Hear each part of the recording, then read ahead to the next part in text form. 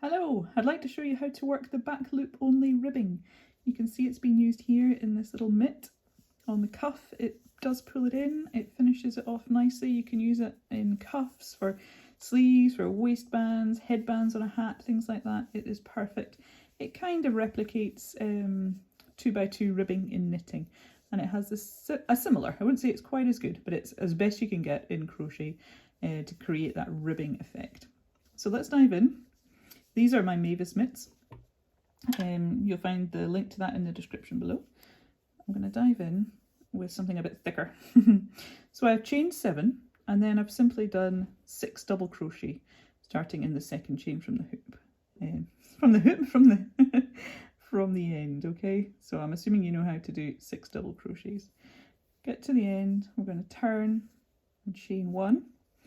And then for working into the back loop only, we, instead of going through like we normally would through here, we're just going to go through this, excuse me while I get the light, that's better, the back loop, that bit there, and work 1 double crochet, or single crochet if you're in US terms.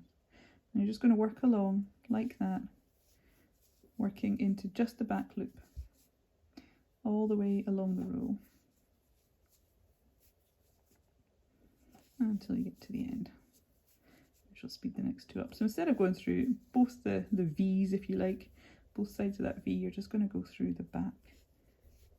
Okay, get to the end, chain 1, and you're going to work into the back again.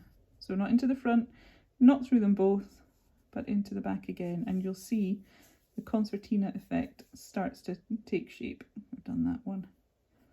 I just want to get to the end of this one because it's very easy. Oh, sorry about that.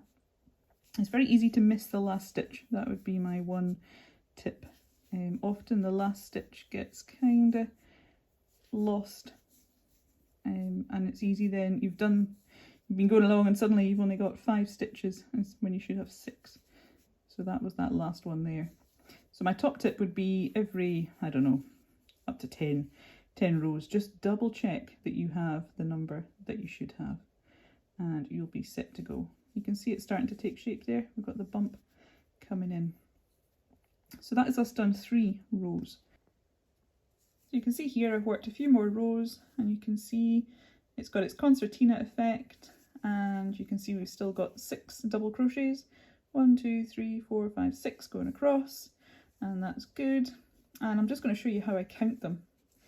Okay, so that is your second row, that ridge there, if you turn it so that you've got your yarn on the right, if you're a right-handed crocheter, okay?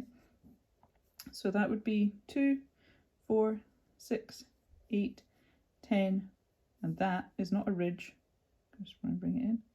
So that would be 11 rows, okay?